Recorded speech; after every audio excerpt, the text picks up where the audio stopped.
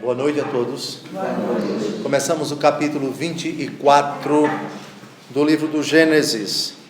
No capítulo anterior, a morte e a sepultura de Sara. A esposa de Abraão falece primeiro. Ele agora já é um homem idoso, bastante idoso, mas não o suficiente para abdicar da multiplicação da sua descendência para além do útero da falecida Sara. Então vejam quantos filhos Abraão tem com a morte de Sara. 2. De Sara, 1, que é Isaque. E da escrava Agar, Ismael. Está claro? Mas nós já vimos, vocês vão dar uma olhada no capítulo 25, Abraão vai se consolar da viuvez. Abraão, a vida tem que continuar. Abraão tem consciência de que o herdeiro da promessa é Isaque, mas não Ismael. Apesar disso, vai gerar ainda muitos filhos, porque ele tem um harém, porque ele tem muitas mulheres. Capítulo 25, versículos de 1 a 4. Abraão tomou outra mulher, chamada Setura, a qual lhe deu à luz Zamrã, Sexã, Madã, Madiã, Jesboque e Sué. Jexã gerou Saba e Dadã, dos quais foram filhos os Assurim, os Latusim e os Laumim. Os filhos de Madiã foram Efa, Ofer, Enoque, Abida e Eldá. Estes foram todos os filhos de Setura.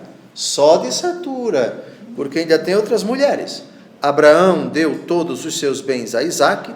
Quanto aos filhos de suas concubinas, só lhes deu presentes e despediu-os ainda vivo, mandando-os para longe de seu filho Isaque para a terra do Oriente. Ou seja, o filho mesmo, o herdeiro da promessa, é meu filho Isaque.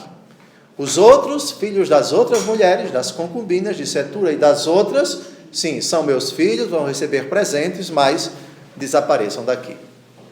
Puxa vida, que desumanidade, com os critérios de hoje, talvez, mas lembrem-se que estamos diante do patriarca que recebeu do próprio Deus a garantia de que a sua descendência se multiplicaria e o herdeiro da promessa, a promessa de fazer um povo, uma grande multidão, não residiria nem em Ismael, nem nesses outros filhos de Abraão, mas tão somente na pessoa de Isaque.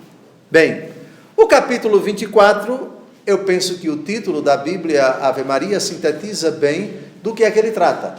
Abraão está idoso, ele é que vai cuidar do casamento do seu filho. Conforme o costume da época, o casamento entre os filhos era fruto do acordo entre os pais. Mas nós temos uma razão para que Abraão mande buscar a futura esposa tão longe. Vamos dar uma olhadinha no mapa para nós vermos onde Abraão está. Abraão está em Bersabeia. Muito bem. Abraão está mais ou menos por aqui, na península do Sinai. Lembrem-se que ele viveu um certo tempo em Hebrom, que está por aqui, entre Berseba e Jerusalém. E Arã, olha aqui lá em cima. Ur da Caldeia está mais ou menos por aqui. Essa é a região da Mesopotâmia, Babilônia antigamente, não é? O rio Tigre, o rio Eufrates. Ele nasceu mais ou menos por aqui. Ur da Caldeia está aí, tem o nome, está mais ou menos aqui, é aqui. Aqui, Ur da Caldeia. Bagdá hoje mais ou menos é por aqui. Muito bem, então ele saiu daqui e foi residir em Arã, lá em cima. Então o que vai acontecer? Ele vai mandar um escravo ir até a família dele que está aqui em Arã. Vamos recordar daqui a pouco a família dele. E ele não tem certeza se a futura esposa aceitaria, e se aceitaria vir com o escravo. para se casar com o filho. Vamos ver qual o motivo. Ele não quer entregar o seu filho a uma pagã, essa é a verdade. Ele aqui está cercado de pagãos. Lembrem-se que a Filisteia é mais ou menos por aqui, a atual faixa de Gaza está mais ou menos por aqui. Aqui está a faixa de Gaza. Ele está residindo mais ou menos por aqui e decide estar cercado de pagãos e que não acreditam no verdadeiro Deus, e ele vai mandar alguém à terra dele, à família dele, à parentela dele, algo que à luz da mentalidade de hoje é inconcebível, mas, puxa vida, a moça nunca viu o rapaz, tem que aceitar e tem que sair de sua casa para se casar com um desconhecido. É verdade que é alguém da sua família, e vamos ver qual é o grau de parentesco de Rebeca com Isaac. Bom, essa é a síntese do capítulo 24. Vamos imediatamente ao comentário, versículo por versículo. O velho Abraão, versículo 1, estava avançado em idade, e o Senhor o tinha abençoado em todas as coisas. Vamos ver a idade da morte de Sara. Sara viveu 127 anos. Tal foi a duração de sua vida. É assim que começa o primeiro versículo do capítulo 23. Portanto, Sara morre com 127 anos. Quem lembra quantos anos Abraão era mais velho que sua esposa? 10 anos. Então, Abraão aqui está com 137 anos. Depois a gente vai ver qual é a idade de Abraão. Vejam, versículo 7.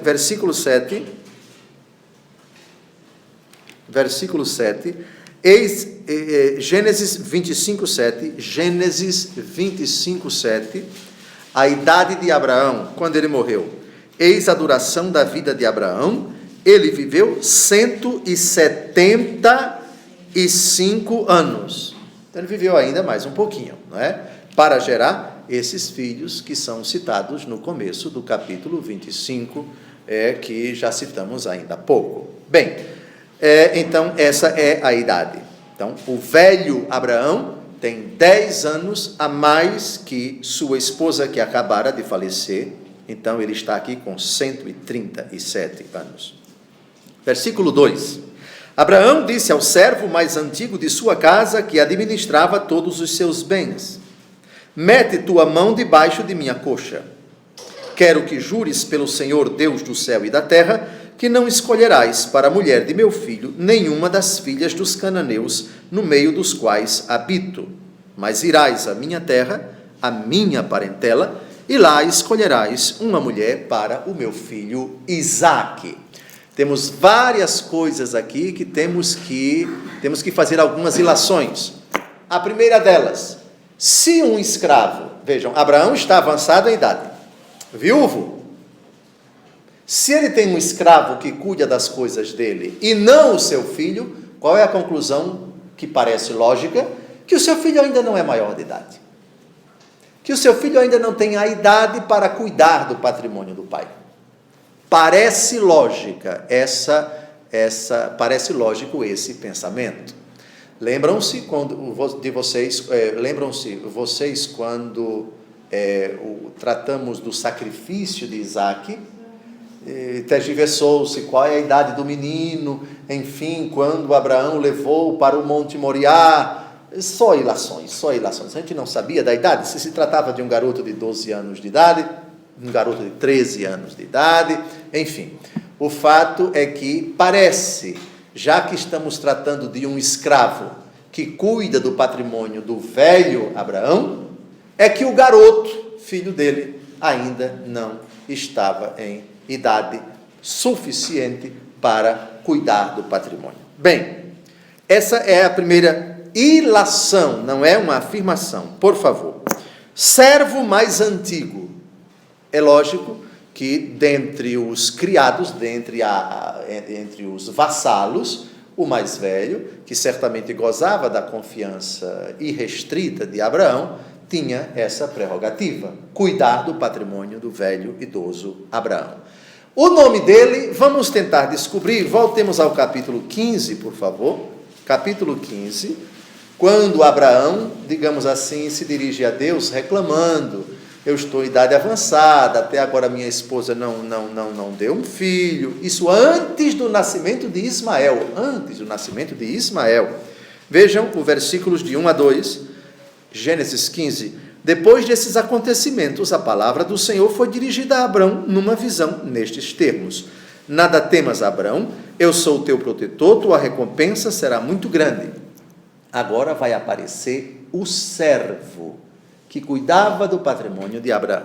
Abraão respondeu: Senhor Javé, que me dareis vós? Eu irei sem filhos, e o herdeiro de minha casa é Eliezer de Damasco.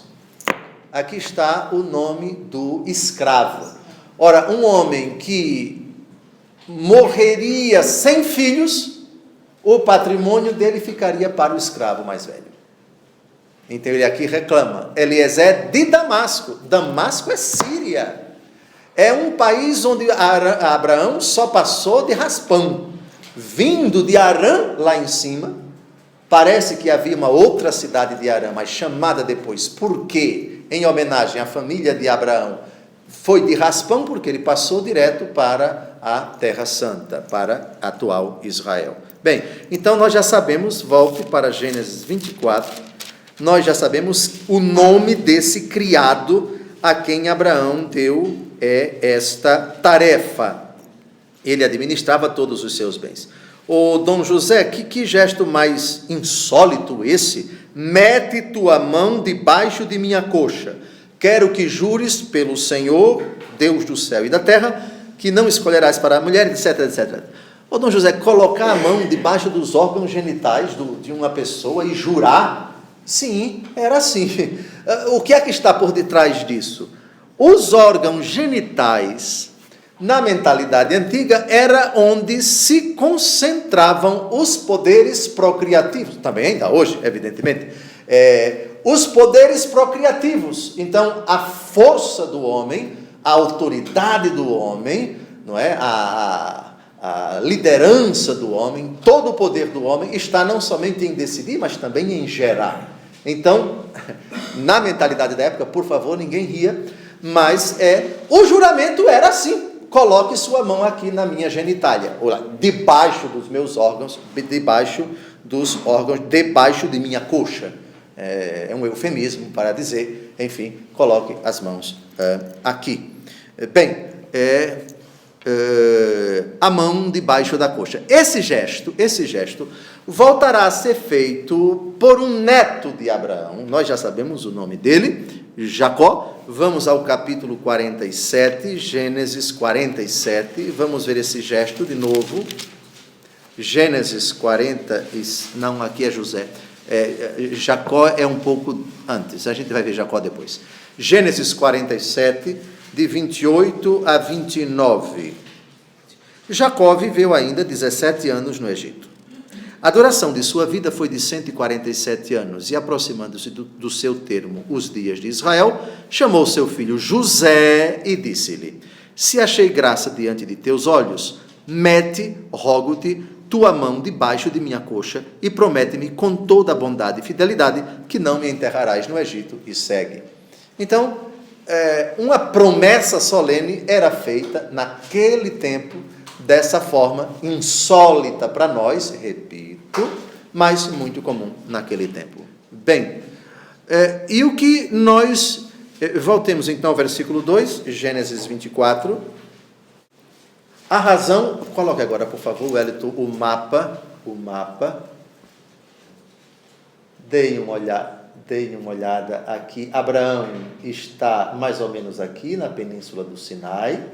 O seu servo vai se deslocar em direção a Arã. Aqui em cima, a atual Turquia.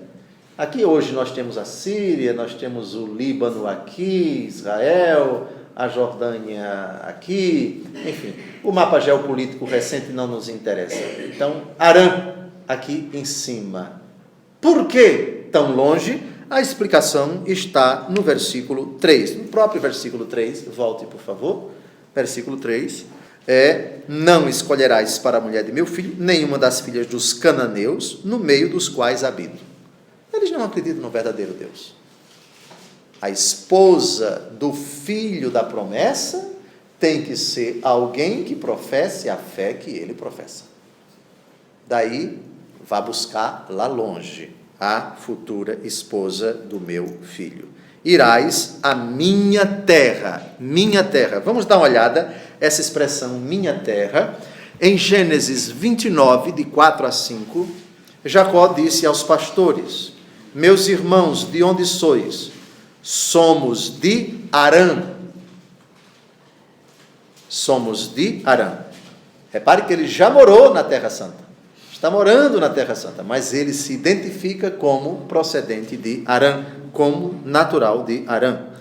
Conheceis porventura Labão, filho de Nacor? Sim, etc, etc. Bem, isto é o que nos interessa, saber que o tronco, Abraão, procedeu de Harã, se bem que a cidade natal dele foi Ur da Caldeia. Então, Abraão nasceu no que hoje é o Iraque e viveu muito tempo no que hoje é a Turquia. Depois passou a viver algum tempo no que hoje é a Síria. Depois passou até o fim da sua vida no que hoje é Israel. Entenderam? Nosso pai era um arameu errante. Subiu, desceu, etc. Foi para o Egito também. Morou no Egito também, já vimos. Bem. Quanto tempo de viagem, Dom José, de Bersabeia até Harã? Não dá para dizer ao certo. Vamos chutar bem de longe, 30 dias de viagem. Isso porque o servo vai acompanhado de outros servos e de uma verdadeira caravana de muitos camelos e muitos presentes, muita riqueza. Afinal de contas, ele vai se apresentar como escravo de Abraão, vai pedir ao pai de Rebeca que mande a menina para se casar, e como era costume da época, tem que dar uns agrados para a menina, uns presentes para ela ficar encantada. Mas isso está comprando o coração dela. Não é, isso é linguagem nossa, esqueça isso. Era costume na época que quando alguém ia pedir a mão do casamento da filha para o seu filho, presenteasse. Esse era o costume daquele tempo. E a menina vai receber presente caro, e muito caro.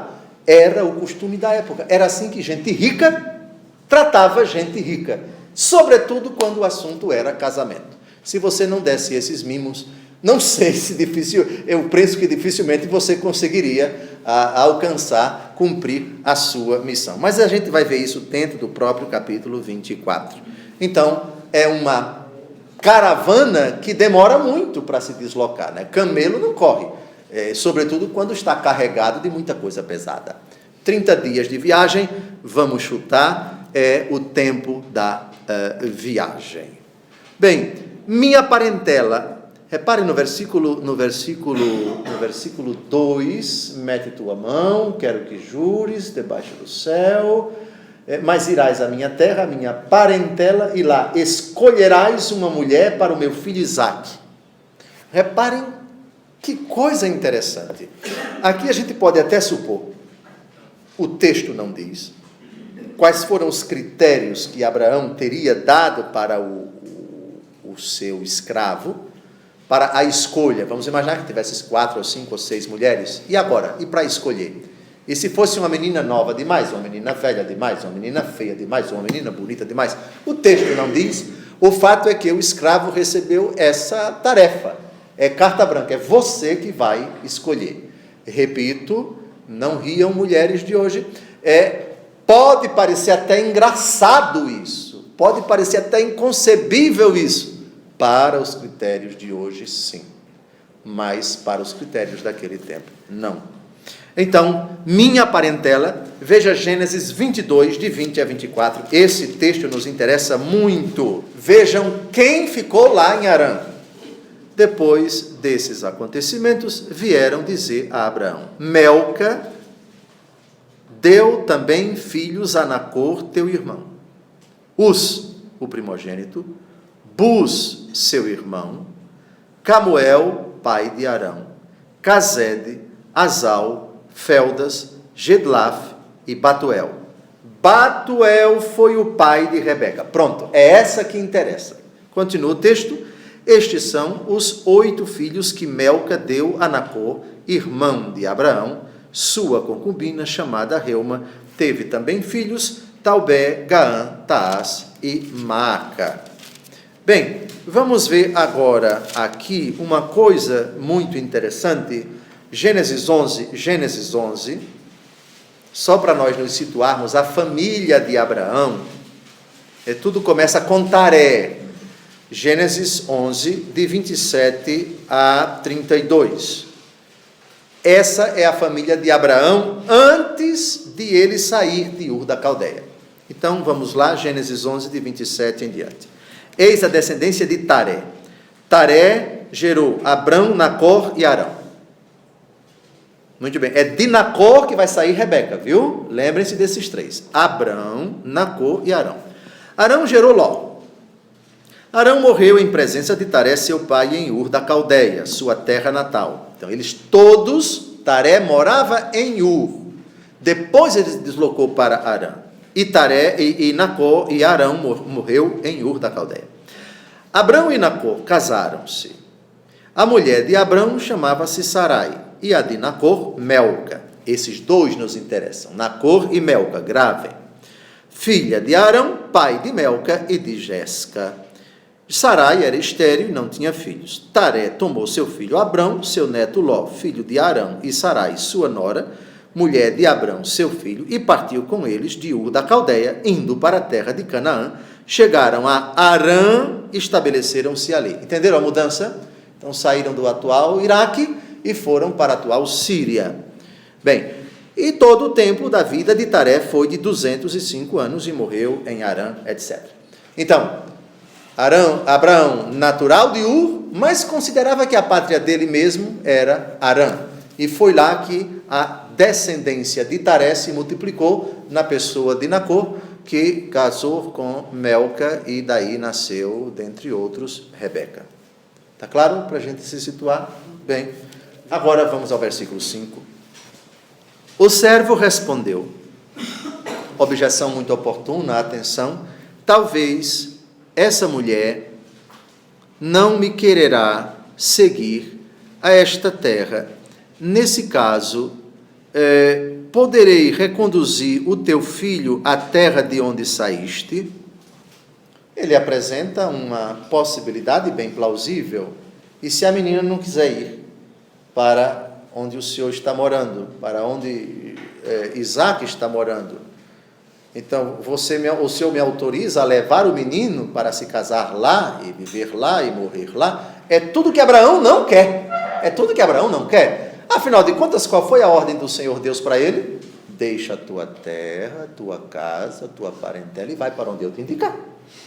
Ora, Abraão foi, e já está lá, está no fim da vida. Não faz sentido devolver o menino para... Se o menino é o herdeiro, o menino tem que ficar na terra. E a vida tem que continuar e tem que deixar para trás a família que Abraão já deixou. Muito bem. Bom, mas eu já me antecipei. O versículo 6, Abraão não vai aceitar uma outra alternativa. Ele prefere que ele venha sozinho, que ele não, se ele não conseguir, mas levar o menino, não. Versículo 6, por favor. Guarda-te bem, disse-lhe Abraão, de reconduzir para lá o meu filho. O Senhor Deus do céu, versículo 7, que me tirou da casa de meu pai e de minha pátria, que me disse e me jurou dar esta terra à minha posteridade, este Senhor mandará o seu anjo diante de ti, e tu escolherás lá uma mulher para o meu filho. Agora, então, ele não aceita essa possibilidade. Qualquer coisa menos o menino voltar. O menino voltar? Não, o menino nunca foi. Não faz sentido voltar. É o menino partir para a terra de onde o pai partiu. Não faz sentido. Abraão não admite essa possibilidade. Versículo 8. Mas, se ela não te quiser seguir, estarás desobrigado do juramento que te impus. Somente não conduzas de forma alguma para lá o meu filho. Todas menos esta possibilidade. Pôs então o servo sua mão debaixo da coxa de Abraão, seu senhor, e fez-lhe o juramento que ele pedia. Qual foi o juramento que ele pediu? Aquele dos versículos 2, 3 em diante. Bem, eu não creio que aqui tenha grandes dificuldades. Vamos partir para o versículo 10. E vejam que aqui a gente tem uma ideia da riqueza de Abraão e também da preocupação dele em agradar Nacor, pai de Rebeca, e agradar a própria Rebeca. São escravos que vão partir em caravana, mas com uma verdadeira fortuna. Por favor, versículo 10. E tendo tomado 10 camelos do rebanho de seu senhor, partiu, levando as mãos cheias da riqueza de Abraão. Bem, vamos ver agora aqui a cidade de Nacor. De novo, é importante que a gente centre as atenções em Harã. Gênesis 11, de 31 a 32. Taré tomou seu filho Abrão, seu neto Ló, filho de Arão, e Sarai, sua nora, mulher de Abrão, seu filho, e partiu com eles de Ur da Caldeia, indo para a terra de Canaã. Chegados a Harã, estabeleceram-se ali. Todo o tempo da vida de Taré foi de 205 anos e morreu em Harã. Bem, vamos agora a Gênesis capítulo 12, versículo 4. Harã de novo aparece. Abrão partiu como o Senhor lhe tinha dito, e Ló foi com ele. Abrão tinha 75 anos quando partiu de Harã.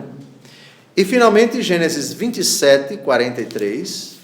Escuta-me, pois, meu filho, vai e foge para junto de Labão, meu irmão, em Harã. Jacó aqui está fugindo da ira do seu grande inimigo. Quem foi? Esaú, que vendeu o direito de primogenitura por um prato de lentilhas, e depois se revoltou contra ele e contra a mãe, não é? E a coisa ficou realmente feia. E aí ele foge para a terra da família dele, até que as coisas se acalmassem. Bem, as riquezas de Abraão, voltemos a Gênesis 24. Gênesis 24. Lá no versículo 22, vamos dar uma pulada para o versículo 22. Quando os camelos acabaram de beber, o homem tirou um anel de ouro, pesando meio siclo, e 2 braceletes de ouro, pesando 10 siclos. Ele vai dar o primeiro agrado à menina, à jovem Rebeca, à virgem, à donzela Rebeca. Bem, então, nós temos aqui uma intenção bem clara de Abraão. Você vai levar essa riqueza toda para agradar ao pai da menina e agradar a própria menina. E não me venha aqui sem ela. É o que tiramos das entrelinhas. Bem, versículo 10, então vamos seguir adiante. E pôs-se, ainda no final do versículo 10, e pôs-se a caminho, andando para a Mesopotâmia, para a cidade de Nacor. Cidade de Nacor, já sabemos qual é? Harã. Muito bem. Versículo 11. E pôs-se a caminho. Parece que do versículo 10 para o versículo 11, no versículo 11, ele já chegou. O texto não descreve nada do deslocamento, né, da viagem. O versículo 11 parece que já começa a narrar a chegada dele lá. Todo mundo cansado, todo mundo com sede, e fez descansar os camelos fora da cidade, perto de um poço. Era pela tarde, a hora em que saíam as mulheres para buscar água. Essa cena insólita lembra que passagem do Evangelho? A samaritana, perfeitamente. Versículo 11, então. Versículo 12. Aqui o escravo vai fazer uma prece curiosa a Deus. Curiosa, a gente vai entender por quê. Senhor, disse ele, Deus de Abraão, meu Senhor, fazei-me encontrar hoje o que desejo, e manifestai vossa bondade para com meu senhor Abraão. Eis-me aqui de pé, junto desta fonte, onde as filhas dos habitantes da cidade virão buscar água. Portanto, a donzela a quem eu disser, inclina o teu cântaro, por favor, para que eu beba, e me responder, bebe, e darei de beber também aos teus camelos, essa seja a que destinais ao vosso servo Isaque. Por isto, conhecerei que manifestais vossa bondade para com o meu Senhor. Agora vejamos aqui. O texto não fala da cidade, é lógico que a gente tem que deduzir que essa cidade é a cidade de Nacor, que aparece no versículo 10. E, obviamente, por ser a cidade de Nacor, ele é o patriarca dali. E qualquer mulher que viva ali é da linhagem de Nacor. Portanto, é da família de Abraão. Ele não vai escolher, parece, segundo os critérios da beleza, da idade. Aqui ele faz uma prece, a primeira que aparecer, e disser isso. E ele solicita a Deus que assim seja. Bem, no Evangelho, alguém pede um sinal a Deus, a Nosso Senhor, e Nosso Senhor diz, nenhum sinal será dado a esta geração adúltera, a não ser o sinal de Jonas. Lembram quem fez esse pedido ridículo, que Nosso Senhor não atendeu de jeito nenhum? Os próprios fariseus, os próprios judeus. Jesus estava realizando milagres, e eles nada de acreditar, nada de crer, nada de se converter. E mesmo assim pediam um sinal. Na certa queriam, na verdade, não acreditar em Jesus como Senhor e Salvador, mas um teatro, uma taumaturgia só para alegrar os olhos deles, um espetáculo. Jesus se recusou. Em Mateus 12, de 38 a 39, não vamos ver o texto. Nenhum sinal será dado a esta geração adúltera, a não ser o sinal de Jonas. Parece, porém, que aqui não estamos diante de um pedido dessa natureza, até porque o começo da oração do escravo, no versículo 12, é Senhor, Deus de Abraão, meu Senhor, fazei-me encontrar hoje, etc. O Deus do meu patrão é o meu Deus. O Deus do meu Senhor é o meu Deus.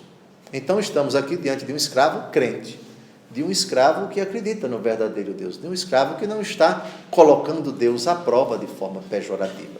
Está simplesmente apresentando a Deus, repito, é um pedido insólito, é um sinal muito curioso, diríamos hoje, extremamente arriscado, mas foi dessa forma que ele colocou. Ele não faria isso, certamente, se não tivesse a certeza de que todas as mulheres daquela cidade eram da família de Abraão. Não fora assim, não faria nenhum sentido fazer esse tipo de pedido a Deus tão, aspas, arriscado. É arriscado porque parece que ele tenta colocar exatamente as palavras que ele quer que ela pronuncie. Ou seja, as coisas têm que ser exatamente assim. Não seria arriscado ou foi o dedo, ou seria o dedo da providência? Bom, ainda não tinha acabado de falar quando sobreveio com um cântaro aos ombros Rebeca, filha de Batuel, filho de Melca, mulher de Nacor, irmão de Abraão. A jovem era, gravem isso, extremamente bela, virgem, e homem algum a havia possuído. Lembram da beleza de Sara? Cobiçada pelo faraó, cobiçada também pelo rei dos filisteus, lembram disso? Pois bem, não era privilégio então dela, porque estamos aqui diante de uma moça muito bonita. Ela desceu à fonte, encheu o seu cântaro e ia voltando. O servo correu-lhe ao encontro e disse-lhe: queres dar-me de beber um pouco da água de teu cântaro? Bebe, meu senhor. Respondeu ela, e prontamente inclinou o cântaro sobre o seu braço para lhe dar de beber. Tendo ele bebido, ela disse: vou buscar água também para os teus camelos, para que todos bebam. E despejando o seu cântaro no bebedouro, correu a buscar água de novo na fonte para todos os camelos. O homem contemplava em silêncio, curioso por saber se o Senhor tinha ou não tornado feliz a sua viagem. Vamos comparar agora aquilo que ele pede a Deus, que a primeira mulher que apareça diga para ele. Vejam o que é que ele deseja, o que é que ele espera dela. Versículo 14: bebe e darei de beber também aos teus camelos. Versículo 18: bebe, meu Senhor. E continuando no versículo 19: vou buscar água também para os teus camelos, para que todos bebam. Bom, literalmente ela não disse, mas o espírito daquilo que ela disse parece que bate com aquilo que o escravo desejaria, né? Então ele interpretaria: esse é um sinal de Deus, essa é a moça que Deus escolheu para ser a esposa de Jacó. Bem, vamos, versículo 22. Quando os camelos acabaram de beber, o homem tirou um anel de ouro, pesando meio siclo, e 2 braceletes de ouro, pesando 10 siclos. E disse à jovem: dize-me, por favor, de quem és filha? Haveria na casa de teu pai um lugar para passarmos a noite? Eu sou filha de Batuel, respondeu ela, o filho de Melca, que ela deu à luz a Nacor. Aqui o que salta aos olhos, primeiro, no meu entendimento, é a simplicidade do diálogo. Parece que estamos diante de uma moça extremamente gentil, educada, hospitaleira, que nunca tinha visto esse homem e que, malgrado essa situação, é um desconhecido, mas está com fome, está com sede, os seus animais também precisam de água, etc, etc. Então, já temos aqui não somente qualidades físicas da jovem Rebeca, mas também qualidades morais. Voltemos ao versículo 22, porque agora, a guisa de informação curiosa, sobretudo para as mulheres que gostam de se embonecar, vamos ver como eram os ornamentos usados pelas mulheres daquele tempo. Os ornamentos eram utilizados pelas mulheres, atenção, senhoras mulheres, na testa, no nariz, sim, aquilo que hoje nós entendemos por piercing, já existia naquele tempo, no nariz, nas orelhas, nos braços, nos dedos, no pescoço, no colo e nos tornozelos. Então estamos diante de uma mentalidade feminina, o mundo bíblico bem antigo. As moças eram muito vaidosas, se embonecavam muito bem, se emperequetavam muito bem. E vamos aos textos. Primeiro, Gênesis 24, 22, já vimos. Vamos agora ao versículo 47. Perguntei-lhe então de quem era filha, ela respondeu-me: sou filha de Batuel, filho de Nacor, que Melca lhe deu à luz. Eu, pois, coloquei o anel em suas narinas e os braceletes em seus punhos. Bracelete. E aqui nas narinas, olha que curioso, piercing, hoje, é na verdade uma atualização desse tipo de ornamento curioso, né? Esses anéisinhos nas narinas. Pulemos agora para o livro do Êxodo 32, de 2 a 3. Arão respondeu-lhes: tirai os brincos de ouro que estão nas orelhas de vossas mulheres, vossos filhos e vossas filhas, e trazei-mos. Tiraram todos os brincos de ouro que tinham nas orelhas e trouxeram-nos a Arão, etc, etc, etc. É o episódio triste, vergonhoso, horroroso da fabricação do bezerro de ouro, né? Do bezerro de ouro. Arão, irmão de Moisés, fez essa presepada, essa marmotada. Não, eu citei o texto somente para dizer que as mulheres hebreias usavam brincos de ouro, não era brinco qualquer não era bijuteria não, era brinco de ouro. Pois bem, já que vai ser vaidoso, seja vaidoso logo com coisa cara, né? É o povo hebreu. Juízes, capítulo 8, versículo 24, e ajuntou: tenho um pedido a vos fazer, que cada um de vós me dê as argolas de vosso despojo. Os inimigos que eram os ismaelitas usavam argolas de ouro. Argola, viu? É aqui, no pescoço. Aliás, certas tribos da África, hoje a gente vê pela internet, e revistas, enfim, documentários, certas tribos da África, é questão de orgulho para as mulheres. Quanto mais argola você tem no pescoço, mais admirada você é, mais bonita você fica. E algumas até ficam com os pescoços esticados aqui, com 7, 8 argolas de ouro, de argolas aqui. É um tipo de ornamento feminino tão antigo quanto a Bíblia. Argolas aqui no pescoço. Outro tipo de ornamento. Mulheres, saibam que os ornamentos de vocês hoje não tem nada de novidade, viu? É tudo uma atualização do que as mulheres do passado já faziam.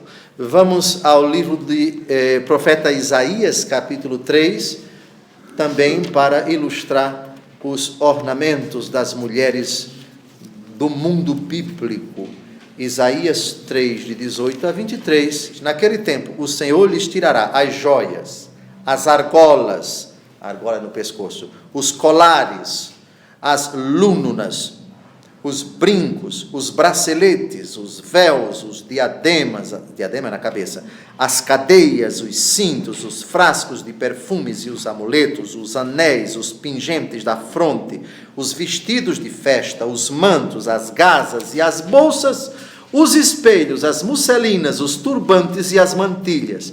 Eu fico preocupado, eu fico pensando, os maridos desse povo esbanjador, como deviam gastar para manter as esposas bonitas. Deus abençoe a todos. Pois bem, vamos agora a Ezequiel, capítulo 16, de 11 a 12. Aqui é o próprio Deus falando em linguagem eufemística para Israel. Ezequiel 16, de 11 a 12. Ornei-te de adornos, braceletes nos teus pulsos, colares em teu pescoço, um anel para o teu nariz, brincos para as tuas orelhas, uma coroa magnífica para a tua cabeça. A coroa certamente deve ser o diadema, né? Uma coroa para a tua cabeça. Bem, somente para ilustrar essa questão, então, Rebeca recebe um presente, não é? Um colar, e, como era o costume da época, um agrado para o sexo feminino. Gênesis 24, 24. Sim. Eu sou filha de Batuel, respondeu ela, o filho de Melca, que ela deu à luz a Nacor. E ajuntou: há em nossa casa palha e forragem em abundância, e também lugar para passar a noite. Menina educada, menina polida, menina hospitaleira. O texto não diz que o servo se apresentou como enviado por Abraão, vai dizer daqui a pouco. Bendito seja, exclamou ele, o Senhor, o Deus de Abraão. Aqui ele identifica o Deus de Abraão, meu Senhor, que não faltou a sua bondade e a sua fidelidade para com ele. O Senhor conduziu-me diretamente à casa dos parentes de meu Senhor. Aqui ele agradece a Deus, porque a viagem dele atingiu a meta, chegou à cidade de Harã, já conversou com a moça, e aquilo que a moça disse foi aquilo que ele esperava que ela dissesse, e ele pediu a Deus essa luz para que ele não errasse na escolha. A jovem foi correndo contar à sua mãe tudo o que se tinha passado. Rebeca, versículo 29, tinha um irmão chamado Labão. Já vimos lá na genealogia, ainda há pouco, Labão, irmão dela. Este apressou-se em ir ao encontro do homem que se encontrava junto da fonte. Ele tinha visto o anel e os braceletes nas mãos de sua irmã, e ouvido a narração de sua irmã Rebeca. Esse homem me disse isso e aquilo. Foi ele, pois, ao encontro do estrangeiro e o achou perto dos camelos na fonte. Vem, bendito do Senhor, disse ele, porque permaneces aí fora? Preparei a casa e um lugar para os camelos. Bem, agora me permitam aludir aqui a uma informação curiosa. Quando o Senhor Deus se dirigiu apenas a Abrão, deixa a tua terra, a tua casa, a tua parentela, Abraão, a partir daí, passou a acreditar no verdadeiro Deus. Está claro? Ocorre que a família ainda não tinha se libertado dos ídolos, da idolatria. E vou mostrar para vocês agora 2 textos, um do livro de Josué e outro do livro do Gênesis, a respeito de Raquel e filha de Labão. Labão vai ter uma filha chamada Raquel, não é? Com quem vai casar Raquel? Jacó, exatamente. Mas Jacó ainda não nasceu, porque quem temos aqui é Isaac solteiro que vai se casar com Rebeca. Muito bem, então, por favor, eu peço a vocês o seguinte: quando lermos esses textos, lembrem-se, ainda estamos nos primórdios, Abraão é uma coisa, e Sara, e também Isaac, que já não mais acreditam em ídolos, eles eram idólatras, eles viviam no mundo pagão, que adorava muitos deuses, e Abraão rompeu com isso. A família dele, aos poucos, vai se livrar dessa fraqueza, dessa ignorância. Vamos ver a idolatria de Raquel, a idolatria de Labão, pai dela. Muito bem. Gênesis 31, 19. Raquel, aproveitando um momento em que seu pai fora tosquear suas ovelhas, roubou os terafim de seu pai. O que são terafim? São ídolos domésticos. Então vejam aqui, Raquel ainda praticando a idolatria, usando amuleto. Pulem agora para os versículos 34 e 35. O pai vai discutir violentamente com a filha por causa desse roubo, o roubo dos ídolos. Versículo 33. Labão entrou na tenda de Jacó, na de Lia e na das 2 escravas, mas nada encontrou. Ele está procurando o que foi roubado, lógico. Esta havia tomado os terafim e, colocando-os na sela do camelo, sentou-se em cima. Labão revistou toda a tenda sem nada encontrar. Raquel disse ao seu pai: não se irrite o meu senhor, se não posso levantar-me em sua presença, pois acho-me agora com indisposição que costuma vir às mulheres. Revistou, pois, mas não encontrou os terafim. Ela mentiu, não queria se levantar, porque os ídolos estavam debaixo do corpo dela. Fraqueza de uma filha que roubou os ídolos do pai, o pai idólatra que está atrás desses ídolos, e assim por diante. Eu citei esses textos só para mostrar que, sem dúvida, são nossos patriarcas, mas os patriarcas que ainda não se livraram completamente desses vestígios de idolatria da vida pregressa, da vida passada. Quer dizer, dos anos passados. Abraão já não mais pratica isso, mas a família de Abraão ainda não se libertou dessa fraqueza. E vamos a Josué, capítulo 24, versículo 2, porque esse texto vai mostrar que antes, aqui também Abraão, antes de o Senhor lhe aparecer em Ur da Caldeia, era idólatra, adorava muitos deuses. E faz sentido. Se antes ninguém tinha aparecido para ele, se antes ninguém tinha dito para ele que só havia um único Deus, era perfeitamente plausível, compreensível que um homem, fruto da época, inserido numa cidade idólatra, numa cidade pagã, numa cidade que acreditava em muitos deuses, que ele adorasse também muitos deuses, o nosso pai Abraão. Josué, capítulo 24, e 4, vamos ler versículos de 1 a 2. Versículos de 1 a 2. Josué convocou a Siquém todas as tribos de Israel, seus anciãos, seus chefes, seus juízes e seus oficiais. Eles apresentaram-se diante de Deus e Josué disse a todo o povo, é agora o que nos interessa: eis o que diz o Senhor Deus de Israel: outrora, vossos ancestrais, Taré, pai de Abraão e de Nacor, habitavam além do rio e serviam a deuses estrangeiros. Então, a família de Abraão era idólatra. E foi no seio dessa família idólatra que Deus Todo-Poderoso escolheu um desses meninos, um dos 3 meninos, um dos 3 filhos de Taré, Abrão, para dizer: sai da tua terra, tua casa e tua parentela. A partir daí, Abraão não mais dá sinais na Bíblia de adorar os deuses pagãos da sua terra, ou da Caldeia, ou de qualquer lugar por onde ele passou. Está claro? Bem, vamos avançar, por favor. Voltemos ao capítulo 24. E o homem entrou na casa. Descarregaram os camelos, deram-lhes palha e forragem, enquanto traziam ao estrangeiro e aos seus companheiros água para lavar os pés. Serviu-se-lhe em seguida de comer, mas ele disse: não comerei nada, enquanto não expuser o que eu tenho a dizer. Fala, disse Labão.